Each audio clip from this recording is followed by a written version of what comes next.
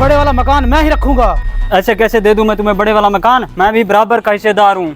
इसका फैसला तो अब्बा जान ही करेंगे कि किसको बड़ा मकान मिलना है और किसको छोटा मकान। अब्बा जान आप ही बताएं, ये मेरे साथ इतनी बड़ी नाइंसाफी कैसे कर सकता है? अब्बा जान ये क्या बात हुई? हम जायदाद के बंटवारे पर लड़ रहे हैं और आप हंसी जा रहे हैं। बेटा मैं जिस बात पे हंस रहा हूँ ना, वो बताने वाली नहीं है बल्कि दिखाने वाली है। दिखाने वाली? क्या मतलब अब्बा हुजूर? हाँ दिखाने वाली है बेटा। तो चलो मेरे साथ, आज मैं आप लोगों को एक ऐसी चीज़ दिखाने वाला हूँ, उसके बाद तुम दोनों आपस में कभी नहीं लड़ोगे। चलो मेरे साथ, मैं आप लोगों को दिखाता हूँ।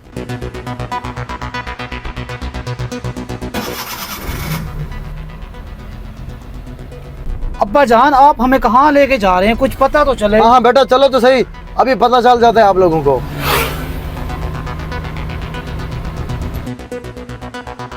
हाँ भी उतरो बेटा। ये मेरे पीछे खंडरात देख रहे हो बेटा? जी अब्बा हुजूर, लेकिन आप हमें यहाँ पे क्यों लाए हैं? बेटा आज से पूरे 40 साल पहले मैं और मेरा भाई बिल्कुल तुम लोगों की तरह आपस में जायदाद की वजह से लड़े थे। इस बड़े घर में सिर्फ मैं रहूंगा, मैं। अगर तूने रहना है तो उस छोटे घर में रहो, नहीं तो वो भी मैं किसी को भेज डालूंगा। भाई उस पुराने सुनसान जगह में मैं अपनी फैमिली को कैसे रख सकता हूँ?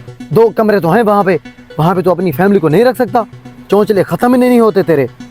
हाल या हाल में ही अब्बू जान होगी है, इसलिए मैं तुम्हें कुछ नहीं कह रहा। चुप करके चले जाओ, मेरा दिमाग खराब न करो, इससे पहले मैं तेरे साथ कुछ और करूँ। भाई अब्बू जान के जाने के बाद आप मेरे साथ ऐसा करोगे मैंने कभी नहीं सोचा था। और रहने के लिए तुम्हें एक घर दिया तो है, तुम्हारे ये इमोशनल टॉपी ड्रामे खत्म ही नहीं होते। दफा हो जाओ यहाँ से। उसके बाद मेरा भाई दिल बर्दाश्त होकर ये मुल्क छोड़ के यहाँ से चला गया था। बेटा मेरे भाई के वहाँ से चले जाने के बाद मैंने अपने भाई को बहुत ढूंढा, लेकिन मेरा भाई कहीं नहीं मिला। बस लोगों से ये सुनने को मिला कि आपका भाई किसी अनजान बस में सवार होकर किसी अनजान मुल्क में चला गया। भाई के चले जाने के बाद उस बड़े घर में मैंने खुद को बहुत अकेला महसूस किया। हर महीने बाद मैं यहाँ पे आता हूँ, मुझे ये खंडरात तो नजर आते हैं, लेकिन अपना भाई कहीं नजर नहीं आता। अगर तुम दोनों भी इसी तरह आपस में लड़ते रहे तो आप लोगों के मकान भी इसी तरह खंडर बन जाएंगे, लेकिन ये रिश्ते दोबारा लौट के कभी नहीं आएंगे। अब्बा हुजूर इन खंडरात को देख के जो हमें इबरत हासिल हुई है, दोबारा हम जायदाद की वजह से कभी नहीं लड़ेंगे। चलो बेटा घर चलते हैं।